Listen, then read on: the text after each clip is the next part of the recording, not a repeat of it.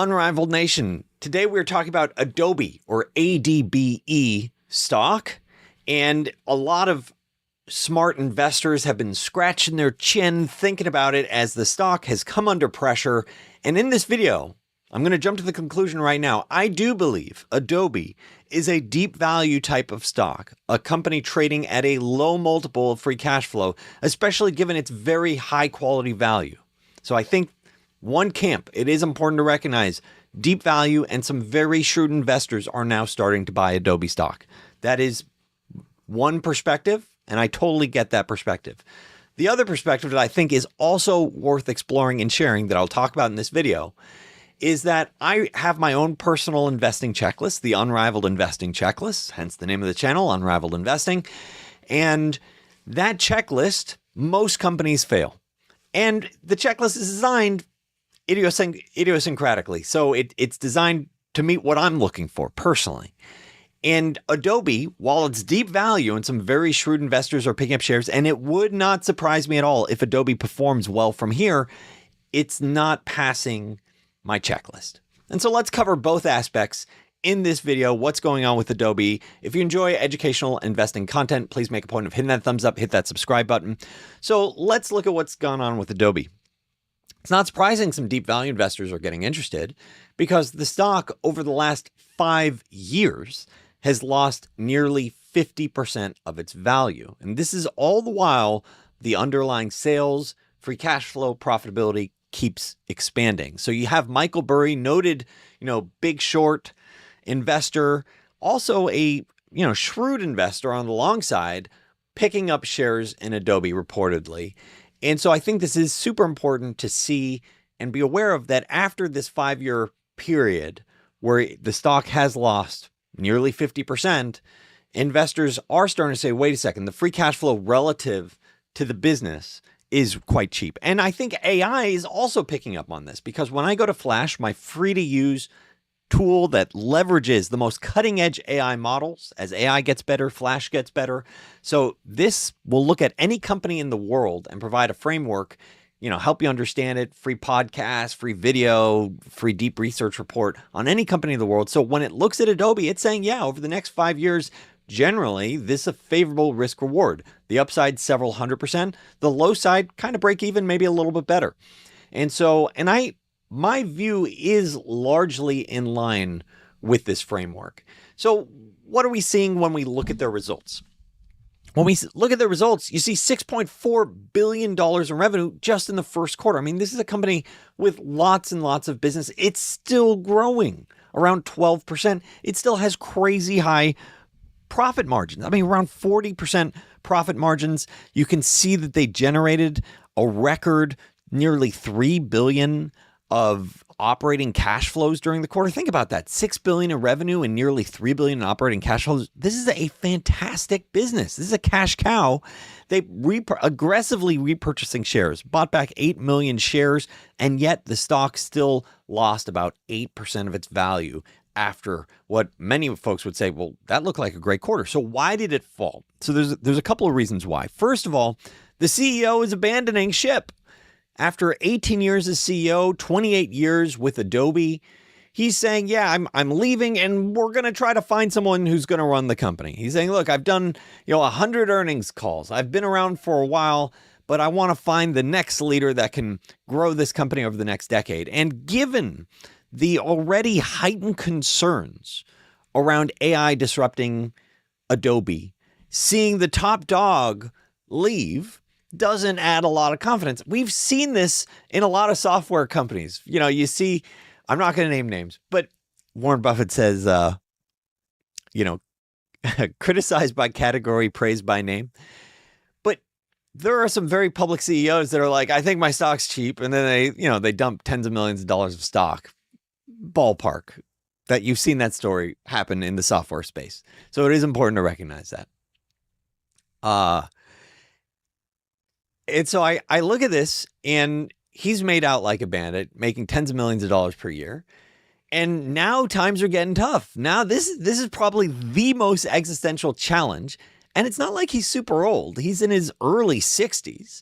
So to have the CEO sort of leave at what is arguably the most sensitive time where Adobe faces existential risks. Yeah, everyone else on the boat is like, the captain just jumped. I wonder what that means. So that's I think key part of the reason why the stock came under pressure. Another key reason is this is a little bit reading into the details of their results. So you have annualized recurring revenue. When you look at the business, think of it as effectively a bunch of subscriptions and what that annualizes to. At the end of last year, it was around 25.6 billion, and it grew to 26.1, just a shade under. So that's about $400 million in new subscription revenue type of growth. So their subscription revenue, their ARR, annualized recurring revenue, grew by about 400 million during this quarter. Now, if you look at what happened in the prior year, that grew closer to 460 million. So there is this noted slowdown. Investors were expecting this period to be closer to 450. So that there was a little bit of a disappointment there. And so they are seeing this slowdown relative to the prior year. And part of that's just the law of big numbers. Part of this is the concern of, well, could there be AI sort of eating at the edges? The prosumer cases that don't need, the full suite of Adobe solutions. I'm, personally, as I consider I used to use Creative Cloud for the video editing, where I would, record a video and then I would use Creative Cloud to remove the background noise. I no longer do that. And I found a solution that's significantly lower cost and arguably more functionality. So I think Adobe's going to keep seeing those challenges at the margin for folks that are sort of saying, well, maybe I don't need to use a Ferrari when I could, have a Tesla. And I think that's what I think a lot of folks are going to be asking themselves with various different solutions. And that's, I think, the general perspective. So you're seeing the new ARR decelerate, not going to zero. They're still adding 400 million. That's a lot. But it is important to recognize that deceleration spooks investors.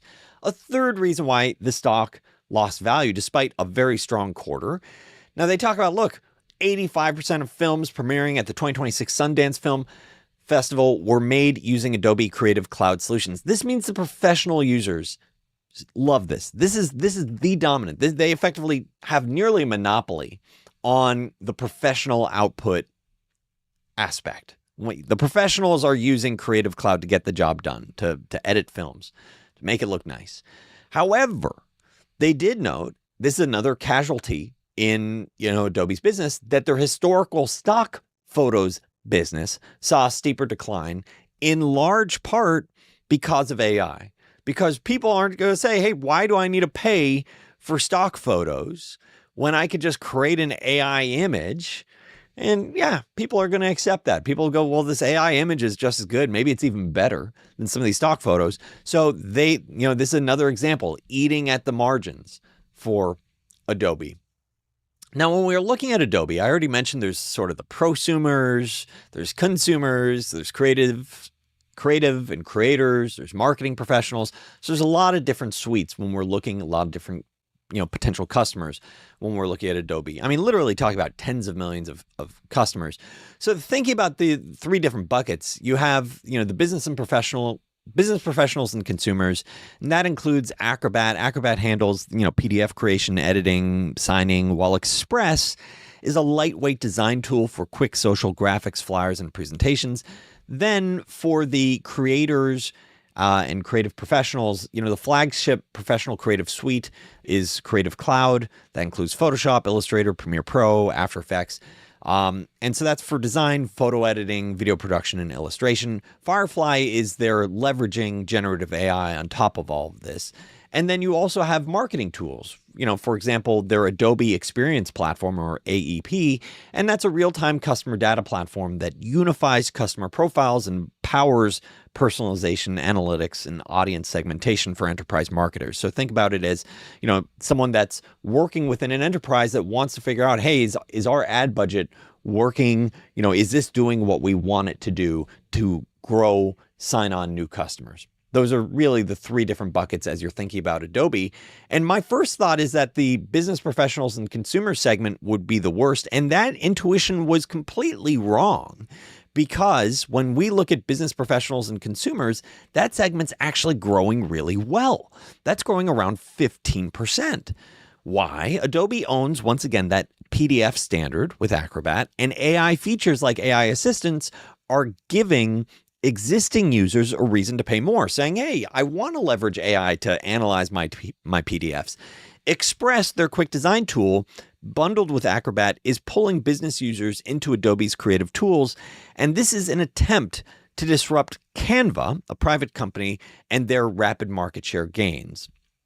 And so I think it is important to recognize that Canva, once again, private player with around $4 billion in revenue, so much smaller, but they are growing supposedly much faster, around 40% last year. So clearly taking share, and this is sort of eating at the edges for Adobe. The other aspect, looking at the creative and marketing professionals, that's also growing at a very reasonable rate, around 12%.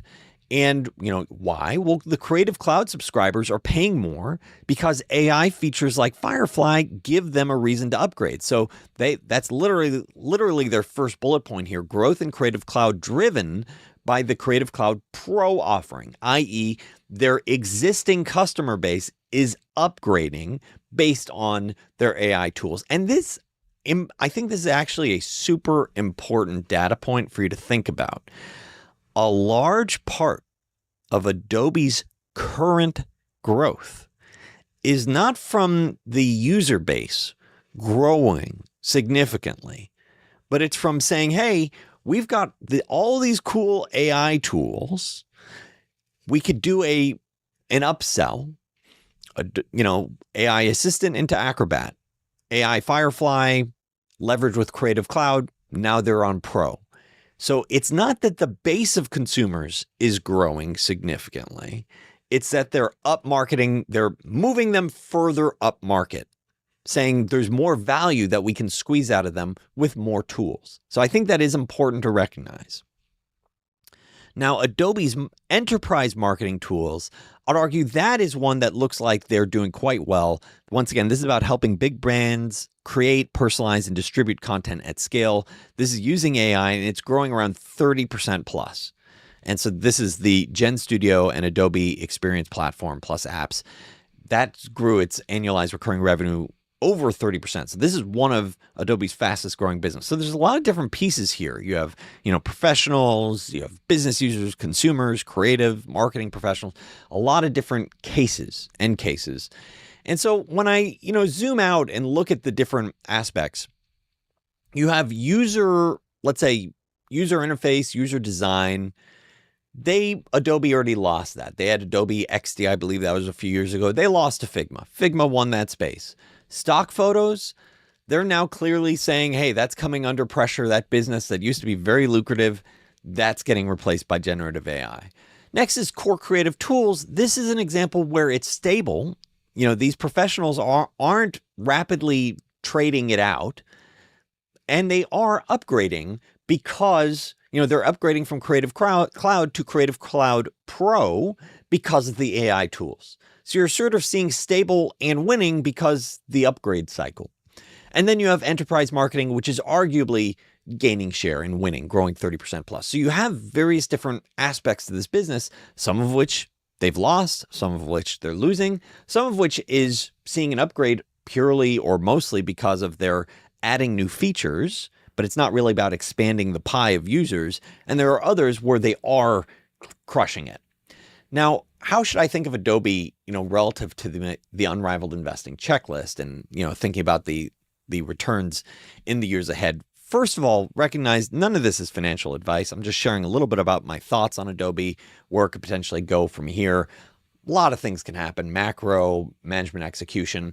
And also a quick plug, Doug S., a premium member, he wrote, I've been a member only 3 months and I'm overwhelmed by how good your service is. This follows Brandon M., who wrote, thank you so much for calling this out to me a few months ago. Unrivaled Investing. I'm up $72,000 on, and he calls out a particular company.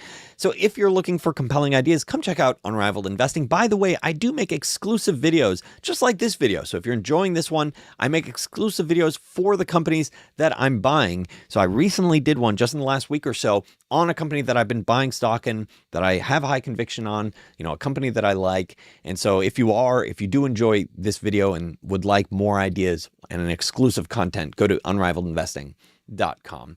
So as I look at Flash, my free to use AI tool, it recognizes that Adobe is a great business so far, historically, where it is now, not necessarily in the future, but looking at it today, it is a great business with, strong financial health, incredible revenue quality, a lot of subscriptions, strong market position, incredible track record, creating a lot of value for shareholders over time. The last 5 years, not so much, but zoom out since, let's say, the IPO, and you've done tremendously.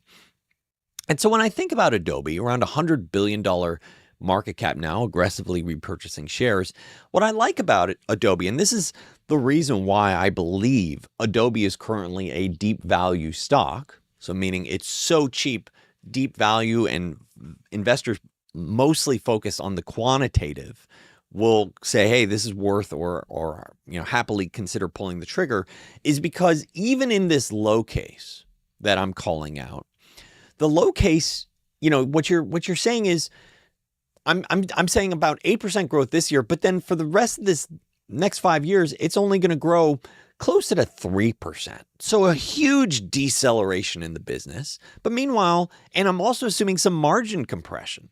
This is a business that did over $9 billion in free cash flow last year. So this is a company trading at, 10 times free cash flow, ballpark. So that's super important. You don't oftentimes see companies growing at 10% plus at a 10 times free cash flow multiple. Super important. That is normally a buying opportunity unless you're concerned about, let's say, the picture 5 to 10 years out. And so this is the reason why this is once again deep value is because even assuming very conservative assumptions, margin compression, growth deceleration, virtually very limited multiple expansion, just because of the amount of free cash flow that can get returned to you each year, around 9%, there is a chance that this compounds at a low teens rate in the next few years in this low scenario, just given the factor that you have this cash flow, the shareholder yield around 9%, plus let's assume 3% growth, a little bit of valuation expansion, and you can talk about teens return. Whereas you could talk about, closer to 100, 200% type of returns, if you're able to get multiple expansion and you're able to keep, let's say, high single digit growth. So that is important to understand. This is why deep value investors are looking at this saying, this is great. On the low side, I'm getting a teens. On the high side, I'm getting 20, 30% type of return. This is the quantitative framework that I want to see. This is compelling valuation. Check. Love it. But when I look at the rest of my checklist, and this is, once again, this is idiosyncratic. This is the unrivaled investing checklist. I encourage you to think about what's the right checklist for you. I personally built this out based on what I like to see because, for example, management alignment, super important to me because I prefer having a founder or I prefer having a CEO that's been in the game for a long time, has a history of creating a lot of value. And it just makes me feel more comfortable because you never know when there's an oil shock or some external variable or AI is going to disrupt your business. And how are they going to get their way out of this problem? How are they going to navigate and thrive despite whatever unexpected challenges will inevitably occur? That is why management alignment is so important to me. Plus, I just sleep better at night knowing, hey, if we're truly aligned, they're working for themselves and ideally they're working for me and I love it. And oftentimes they're taking below market compensation. So that it's a double benefit. It's like, man, they're really working just to make the stock price higher. So I love that sort of management alignment picture. You don't have that here with Adobe. You have the CEO saying, well, I've been here a long time, folks, and I've created a lot of value. The last 5 years stunk. And boy, that AI risk looks mighty intimidating. Peace out. Thanks for the tens of millions of dollars. I mean, hundreds of millions of dollars. That's what you're seeing. That's what you're seeing with management right now. And for me, that makes this too hard. That makes this, even though it passes that third item on the checklist, the compelling valuation, which we just talked about, it doesn't pass that management alignment. I don't have confidence that you're going to have someone that can steward this business through the inevitable challenges. The second one, this is more of a question mark, the obvious growth. And I alluded to this earlier. How much of their current growth is because they're saying, yeah, there's this great AI tool. Let's leverage this LLM into our existing customer base and then do this one-time upsell. It's a one-time upsell, where it's a one-time acceleration, one-time revenue growth. But then after that, your growth will actually decelerate very significantly. Because in order to keep growing, you either need to raise prices or you need to grow your customer base or add new tools. That's how I'm looking at this. And I'm looking at Adobe as they're losing it on these sort of additional markets perspective. Stock photos they lost, user interface or user, UX they lost to Figma. They're losing it around the margin on Creative Cloud, in my experience. So far not showing up in the numbers, but the reason why is because you have this one-time adjustment for AI. And I think this is maybe you could say this is cynical. I welcome your pushback. I wonder how much the CEO sees this dynamic. And he's saying, yeah, we're going to do this AI upgrade cycle on our existing customer base, this loyal customer base. But then after that, it's really going to come down to pricing because we are not growing our core customer base super fast. We might be growing some sort of freemium products super fast, but by the way, so are these new players as well that are growing even faster. And they have better business models in terms of capturing that market, like Canva. And they're clearly taking market share. So that's what makes this a little bit too hard for me. As I go through these three, compelling valuation, yes. Obvious growth, I wonder how fast that new ARR, which we talked about as one of the reasons why the stock fell, is going to decelerate. I wonder if it might drop from 400 million in new expansion to 200 or 100 in the next couple of quarters. I wonder. We'll see. Maybe I'm wrong. But it's something that makes me wonder, is there really obvious growth here with Adobe, especially with the mindset that I truly am a believer. There's a reason why I keep Ray Kurzweil's book over my shoulder, is because these next 10 years, the amount of progress that I'm expecting, day to day, the macro, I think there's a super important side point. I might make a whole separate other video about this. Day to day macro, I can go 180 on that. Oh my gosh, oil's going to 150. It's going to tank everything. Bearish. You could have that view.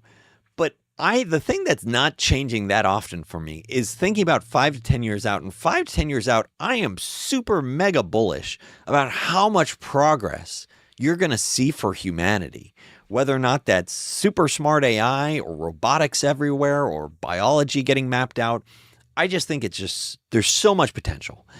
Now, the reason why it's important to have that model in your head, the singularity is getting nearer, is because the software today is arguably going to look dumb 3 years from now, just given the rate of AI progress. And so is there a real chance that professional users will start scratching their chin in a couple of years about Adobe, and then you start seeing the churn? I'm not sure yet, but I do think that will also make it harder for them to constantly, press the pricing lever. So far that's worked, the pricing, throw on some AI. Yes, we have this upgrade cycle, but I think the CEO is aware you can't just keep doing that over and over again. That's what I suspect. And that's part of the reason why he's leaving now. and that you will see that deceleration. And I don't think he wants to deal with that fight. I don't think he wants to deal with the getting a plane where the user base isn't growing crazy fast. And, you have this one-time AI upsell which will be great. I say one time for the revenue growth rate. It's still recurring in nature. Don't get me wrong, but I look at this and I think the growth rate's going to drop, and then folks are going to just treat this more and more like a bond, where they go, okay, well, maybe 10 times is right, and I'm getting a 10% yield, because who knows what that the churn rate is and how fast people are going to say, yeah, these new AI tools can make a whole video for me, because I think that's where we're going. So I hope this video talking about Adobe, how it both meets, I think, a deep value profile, and how some super shrewd investors like Michael Burry have considered picking up shares or have bought shares in Adobe. And at the same time, while it doesn't pass the unrivaled investing checklist. So it would not surprise me at all if Adobe works out well from here. It's just, I think there are other companies that get me more excited, where I go, hey, I can buy it at a similar 10 times free cash flow multiple. And I think the growth trajectory, the durability, the duration of this business might be longer. So there are arguably better ideas out there, in my opinion. If this video has been helpful for you, thanks so much for watching Unrivaled Investing. Do please hit that thumbs up, hit that subscribe button. Thanks so much.